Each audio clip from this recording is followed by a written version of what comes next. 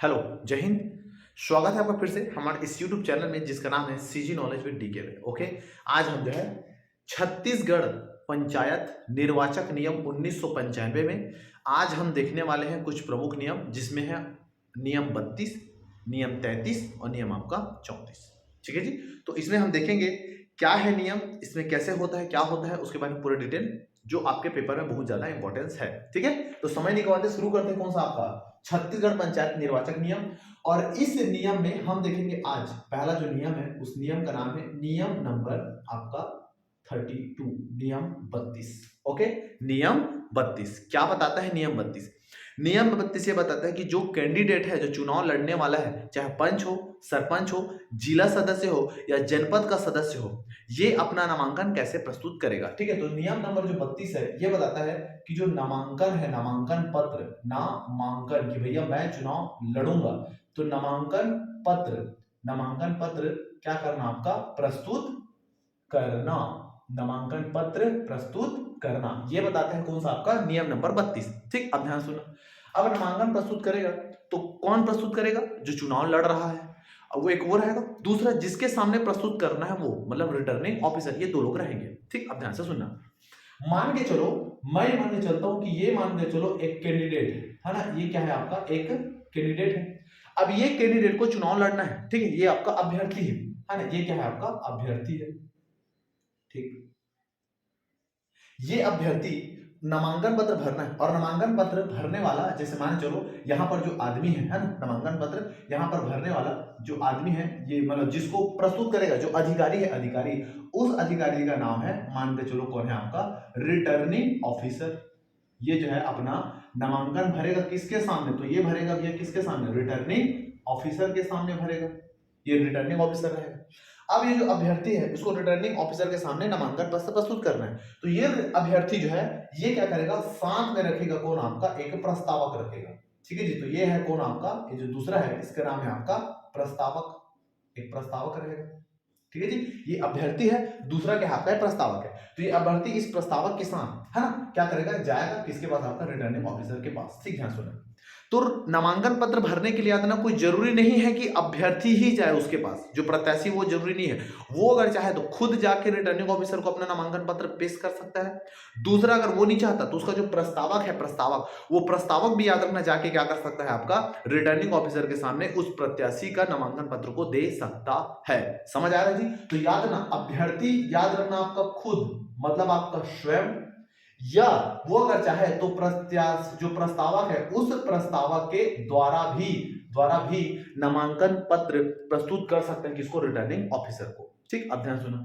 अब by the way ये लोग जा रहे हैं कहां पर? आपका नामांकन भरने के लिए, है ना। ये अपना जो नामांकन है, ये नामांकन देने के लिए जा रहे हैं किसके पास? आपका इसके पास, रिटर्निंग ऑफिसर के पास। और by the way returning officer उस दिन नहीं है, ये कुछ काम से चले गए, तो ये रिटर्निंग ऑफिसर क्या करेगा? एक जो रिटर्निंग ऑफिसर है, ये रिटर्निंग ऑफिसर एक सहायक रिटर्निंग ऑफिसर की नियुक्ति करेगा। कौन? आपका ये रिटर्निंग ऑफिसर। तो ये लोग नामांकन पत्र रिटर्निंग ऑफिसर को भी दे सकते हैं, या रिटर्निंग ऑफिसर द्वारा नियुक्त किसी सहायक रिटर्निंग ऑफिसर को भी, है ना, रख सकता है, ताकि वो उसका नामांकन पत्र ले सके। समझ आए बात जी? ठीक, तो ये हो गया कौन सा आपका? ये हो गया कौन सा आपका? सहायक। ओके, सहायक रिटर्निंग क्या हो गया? आपका ऑफिसर। ठीक, तो आपका ये हो गया। तो नामांकन पत्र किसको प्रस्तुत करेंगे? तो अभ्यर्थी जो है अपने प्रस्तावक के साथ जो है नामांकन पत्र रिटर्निंग ऑफिसर को देता है, या रिटर्निंग ऑफिसर द्वारा नियुक्त किसी सहायक रिटर्निंग ऑफिसर के समक्ष अपना ये क्या करता है? आपका प्रस्ताव, जो प्रस्ताव है या जो नामांकन पत्र है, उसको क्या करेगा? पेश करेगा। ठीक, इतना आपका ये हो गया। अब यहां पर याद रखना, ये जो प्रस्तावक है, ये जो प्रस्तावक है, ये प्रस्तावक याद रखना हर एक मामला में अलग अलग होते हैं। मतलब अगर मान के चलो पंच का चुनाव होता है, तब कौन प्रस्तावक बनेगा? दूसरा चीज, बाय द वे सरपंच का चुनाव हो रहा है, तब कौन? दूसरा, जनपद का मान के चलो सदस्य का अगर कोई चुनाव हो रहा है, जनपद सदस्य, तब कौन होगा? उसके अलावा याद ना आपका जो जिला है, तो जिला सदस्य के लिए आपका कौन होगा? ठीक है, तो पंच के लिए कौन, सरपंच के लिए कौन, जनपद के लिए कौन, और जिला के लिए। तो पंच के लिए क्या होगा? पंच के लिए वो पंच जिस वार्ड से चुनाव लड़ रहा है, जिस वार्ड से चुनाव लड़ रहा है, वहां से नामांकन भरा है, तो उस वार्ड का एक आदमी होना चाहिए, वही प्रस्ताव बनेगा। तो पंच के मामला में प्रस्तावक कौन बनेगा? उसके वार्ड का कोई व्यक्ति, वार्ड का व्यक्ति। और वो व्यक्ति कौन होगा? वो व्यक्ति वही होगा जिसका नाम मतदाता सूची में होगा।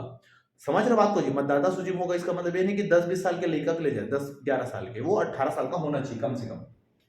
तो वार्ड का व्यक्ति होगा। इसमें सरपंच के मामले कौन होगा? सरपंच के मामले में क्या होगा, ये पूरे के पूरे याद ना ग्राम पंचायत का कोई एक व्यक्ति होगा। ग्राम पंचायत का याद ना कोई क्या होगा आपका व्यक्ति हो सकता है। ओके, क्योंकि ग्राम सरपंच पूरे ग्राम का रहेगा तो ग्राम पंचायत का एक व्यक्ति हो जाना चाहिए। जनपद सदस्य के मामले में वो जनपद क्षेत्र के भीतर आने वाला कोई एक व्यक्ति। ओके, जनपद याद रखना, जो आपका जो क्षेत्र है, जनपद जो क्षेत्र है, जनपद क्षेत्र के भीतर आने वाला याद रखना जो व्यक्ति है आपका वो। और जिला सदस्य के लिए कौन होगा प्रस्तावक? तो जिला सदस्य के लिए जो प्रस्ताव होगा उस जिला में निवास करने वाला या उस जिला पंचायत में जो आते हैं ना, तो जिला पंचायत का जो क्षेत्र के भीतर निवास करने वाला जो है आपका वो हो सकता है। ठीक है भैया, इतना जी। तो प्रस्तावक कौन हो सकता है? पंच के मामले में वार्ड का व्यक्ति, सरपंच के मामले ग्राम पंचायत का व्यक्ति, जनपद के मामले उस जनपद क्षेत्र में, और जिला के मामले में याद रखना उस जिला क्षेत्र का एक हो सकता है। ठीक, इतना आपका ये याद रखना। ठीक, दूसरा चीज याद रखना, ये जो अभ्यर्थी है, ये याद रखना आपका जो अभ्यर्थी है, ये अभ्यर्थी है ना जी, ये जो आपका अभ्यर्थी है, ये याद रखना आपका है ना, ये अभ्यर्थी है सेम पोस्ट के लिए, है ना, ध्यान से सुना। सेम जो पोस्ट है, सेम पोस्ट मतलब माने चलो कोई ग्राम पंचायत है, उसमें 2 वार्ड है, वार्ड नंबर 9 और वार्ड नंबर 11। अगर वो चाहता है कि वार्ड नंबर 9 और वार्ड नंबर 11 दोनों जगह से चुनाव लड़ो, तो दोनों जगह से चुनाव लड़ सकता है। समझ रहे बात को जी? सेम पोस्ट के लिए 2 जगह से एक व्यक्ति 2 जगह से चुनाव लड़ सकता है। तो ये जो है सेम पोस्ट के लिए, ध्यान से सुना, सेम पोस्ट के लिए क्या करता है, चुनाव लड़ेगा। ठीक है, मान के चलो ये है कौन सा आपका वार्ड नंबर, कोई मान के चलो 9 है, और दूसरा मान के चलो वार्ड नंबर क्या है आपका 11। ये दोनों से चुनाव लड़ना चाहता है, तो दोनों से चुनाव लड़ना चाहता है तो दोनों जगह से नामांकन भरेगा। दोनों के लिए अलग अलग क्या होंगे, प्रस्तावक होंगे। वार्ड नंबर 9 से एक व्यक्ति जो इसका प्रस्ताव रखेगा, वार्ड नंबर 11 से व्यक्ति क्या करेगा, प्रस्ताव रखेगा। लेकिन याद ना, जब चुनाव के समय आ जाएगा, जब नाम वापस लेने का आ जाएगा, तो याद ना अंत में वार्ड नंबर 9 या वार्ड नंबर 11 दोनों में से याद रखना एक जगह से, है ना, एक जगह से उसको नाम वापस लेना पड़ेगा। एक जगह से याद ना नाम क्या करना पड़ेगा, वापस लेना पड़ेगा। समझ आए बात भैया, इतना? ओके, तो इसको याद रखना। दूसरा चीज, अगर वो व्यक्ति चाहता है कि मैं क्या करूं आपका पार्षद, या फिर ये बोल सकता हूं सॉरी पंच, व्यक्ति चाहता है कि मैं पंच और साथ साथ याद रखना सरपंच का भी मैं चुनाव लड़ता हूं, सरपंच का भी मैं चुनाव लड़ता हूं, तो उसमें याद रखना उसमें नाम वापस लेने का जरूरत नहीं, क्योंकि अलग अलग पोस्ट है। सेम पोस्ट में चुनाव लड़ रहा है, तब याद रखना नाम को वापस लेगा। तो सरपंच और पंच का चुनाव लड़ रहा है तो याद रखना नाम को वापस नहीं लेना पड़ता। तो ये हो गया कौन सा आपका नियम नंबर 32। उम्मीद करता हूं कि आपको समझ में आया होगा। नामांकन पत्र प्रस्तुत करेगा, अभ्यर्थी रहेगा, प्रत्याशी और साथ में प्रस्तावक, ये दोनों जाएंगे रिटर्निंग ऑफिसर के पास। रिटर्निंग ऑफिसर नहीं है तो ये रिटर्निंग ऑफिसर एक सहायक रिटर्निंग ऑफिसर को नियुक्त करेगा। इनके समझ क्या करेंगे, आपका नामांकन देंगे। अब प्रस्तावक कौन होगा, पंच के मामले में वार्ड का व्यक्ति, सरपंच के मामले में ग्राम पंचायत का, जनपद के मामले में जनपद क्षेत्र में, जिला के मामले में आपका ये। ठीक, दूसरा, अब ये जो अभ्यर्थी है सेम पोस्ट के लिए 2 जगह से चुनाव लड़ सकता है, अधिकतम 2 जगह से लड़ेगा। ओके, और जहां जहां से लड़ेगा वहां का प्रस्तावक एक एक रहेगा। ठीक है, वार्ड नंबर 9 से एक, वार्ड नंबर 11 से आपका एक, जहां से भी चुनाव लड़ रहा है। ठीक है जी, है ना। ओ लेकिन दोनों जगह से लड़ नहीं, है ना, भर सकता है नामांकन, लेकिन दोनों जगह से लड़ नहीं सकता। एक जगह से लड़ना पड़ेगा, एक जगह अंत में उसको नाम वापस लेना पड़ेगा। नहीं लेता तो दोनों जगह से उसका नाम कैंसिल हो जाता है। ठीक है जी। दूसरा, अगर व्यक्ति पंच और सरपंच का चुनाव एक साथ लड़ सकता है। ठीक भी, इतना तो इतने को याद रखना। तो ये हो गया इसका, एक बार स्क्रीनशॉट ले लीजिए।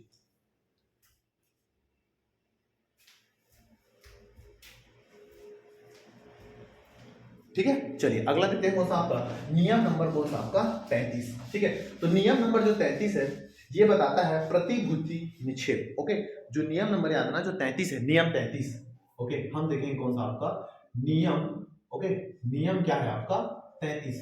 तो नियम जो 33 है ये बताता है कौन सा, ये बताता है प्रतिभूति, हम याद रखें प्रतिभूति निक्षेप, है ना, प्रतिभूति निक्षेप। किसको बोलेंगे प्रतिभूति निक्षेप? प्रतिभूति निक्षेप का मतलब होता है जमानत राशि, है ना। क्या होगा आपका जमानत राशि, मतलब चुनाव लड़ने के लिए सरकार द्वारा, है ना, या चुनाव आयोग द्वारा ना जमानत राशि देना पड़ता है। अगर फ्री में अगर चुनाव लड़ दिए, जैसे व्यापम और पीएससी में फ्री में फॉर्म भरा रहा है, देख रहे हो कितना फॉर्म भरा रहा है, फोकट क्या है, मतलब कोई भी उल जुलूल कुछ कार्टून और कुछ जोकर लोग भी फॉर्म भर दे रहे हैं व्यापम और पीएससी का। समझ रहे हैं बात को? तो आपका वैसे है। तो इसमें ऐसा नहीं है भैया कि चुनाव लड़ रहे हैं मतलब कोई भी ऐरा गैरा नथु गैरा आएगा चुनाव लड़ लेगा।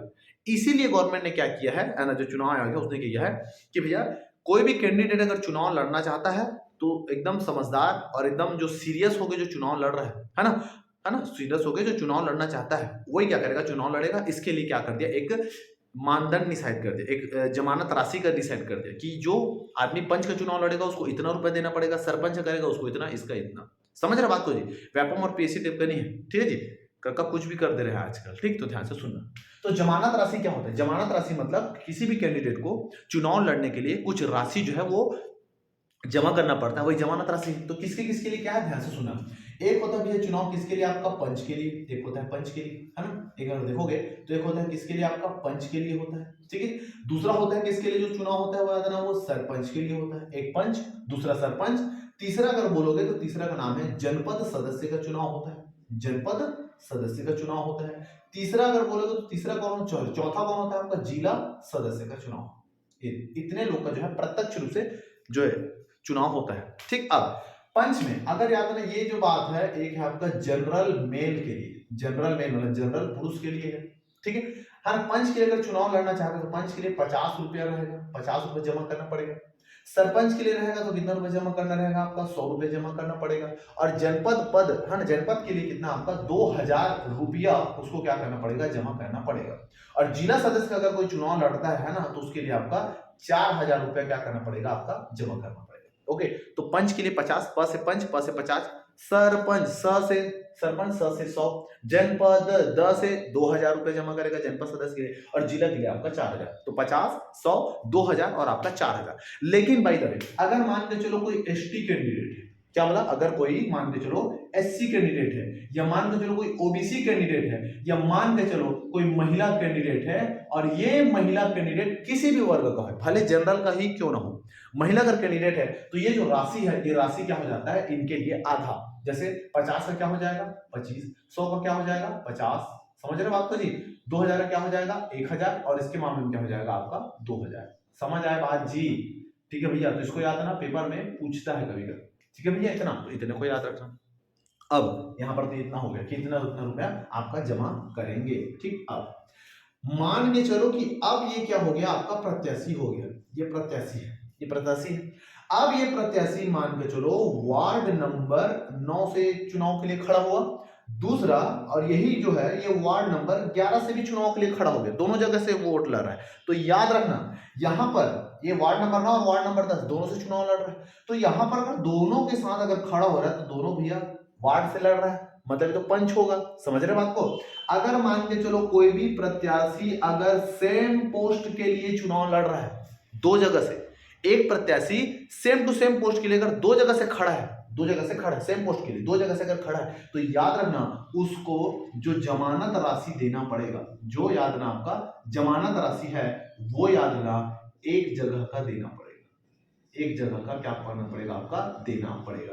दोनों जगह से नहीं देगा, ऐसे नहीं कि वार्ड नंबर 9 से खड़ा हुआ तो उसके लिए अलग से जमानत राशि, वार्ड नंबर 11 से खड़ा हुआ तो उसके लिए अलग से जमानत राशि, तो ऐसा नहीं है, ऐसा बिल्कुल भी नहीं है। समझ रहे बात को जी? ओके, तो इसको याद रखना है, जमानत राशि एक ही जगह से देगा। क्यों एक जगह से देगा? क्योंकि अंततः उसको भी एक जगह से नाम तो वापस लेना पड़ेगा। समझ रहे बात को? इसलिए आपका ऐसा है, ठीक। दूसरा, अगर मान के चलो कोई भी प्रत्याशी है ना, सेम पोस्ट में ना होके अलग अलग, जैसे मान के चलो ये प्रत्याशी पंच के लिए भी चुनाव लड़ रहा है, साथ साथ मान के चलो क्या हो रहा है आपका सरपंच के लिए भी चुनाव लड़ रहा है, अलग अलग लड़ रहा है, ठीक है, अलग अलग। तो अगर मान लो अलग अलग पोस्ट के लिए लड़ रहा है, तो है ना, प्रत्येक का अलग अलग जमानत राशि, मतलब पंच के लिए क्या करेगा अलग से दूसरा अलग जमानत राशि देगा, और आपका सरपंच के लिए भी आदना अलग से क्या करेगा, आपका जमानत राशि देगा। दोनों के लिए आदना जमानत राशि अलग अलग देगा। समझ आया बात जी? इतना जी, ठीक है भैया, तो इतने को आपको याद रखना है। अलग अलग पोस्ट के लिए अलग अलग जमानत राशि, सेम पोस्ट के लिए एक ही जगह क्या करेगा, जमानत राशि प्रस्तुत करेगा, ठीक। आपका दूसरा ये तो हो गया। अगर भाई एक जमानत राशि दे देते हैं, ये भी है, अगर मान के चलो कोई कैंडिडेट, अगर मान के चलिए कोई भी कैंडिडेट जो टोटल जो मत है ना, कुल मत का, है ना, ध्यान से सुना, है ना, कोई भी जो कैंडिडेट है अगर वो कुल जो मत है उस कुल मत का याद ना अगर 1/6 प्राप्त नहीं करता, 1/6 प्राप्त नहीं करता, जितना वोट पड़ रहा है उसमें से 1/6 प्राप्त नहीं करता, तो याद ना उसका जो जमानत राशि है वो जमानत राशि क्या हो जाता है, आपका जब्त हो जाता है, ठीक है भैया। तो ये बताता है कौन सा आपका नियम नंबर, कौन सा आपका 33। समझ आई बात भैया? तो इसको स्क्रीनशॉट ले लीजिए।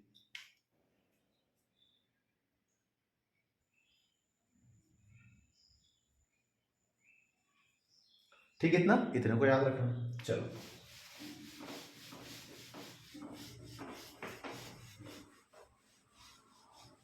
अगला, हाँ अगला हम देखते हैं नियम नंबर 34। टाइम क्या हो चुका है, ठीक है, नियम नंबर 34, ठीक है, देख लेते हैं, इसको कंप्लीट कर देते हैं ना। नियम क्या है आपका 34, नियम 34।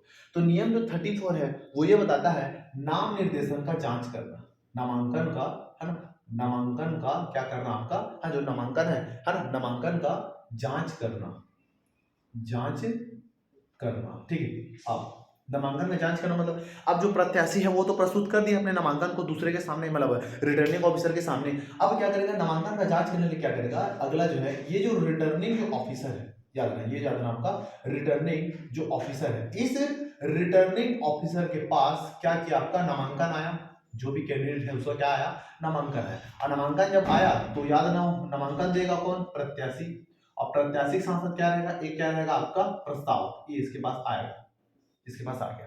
अब ये रिटर्निंग ऑफिसर क्या करेगा, ये जो रिटर्निंग ऑफिसर है, जो प्रत्याशी जो अभ्यर्थी है और जो प्रस्तावक है, इसने उसको जो नामांकन पत्र प्रस्तुत किया है उसका ये क्या करेगा, जांच करेगा। जांच क्या करेगा, जांच ये करेगा कि जो दिए हैं, ये याद ना, जिस क्षेत्र से चुनाव लड़ रहे हैं उसके मतदाता जो सूची है, उस मतदाता सूची में नाम है या नहीं। समझ रहे हैं बात को, ये जांच ये करेगा कि वाकई में वो मतदाता सूची में जो है वो नाम है या नहीं। और दूसरा चीज ये देखेगा कि भैया कि ये जो प्रस्तावक है, याद रखना, ये जो प्रस्तावक है, ये प्रस्तावक योग्य है या नहीं, योग्य है या नहीं। समझ रहे हैं जी, योग्य है या नहीं मतलब वाकई में वो प्रस्तावक बनने के लायक है या प्रस्तावक बनने के लायक नहीं है, इसको भी क्या करेगा, आपका देगा।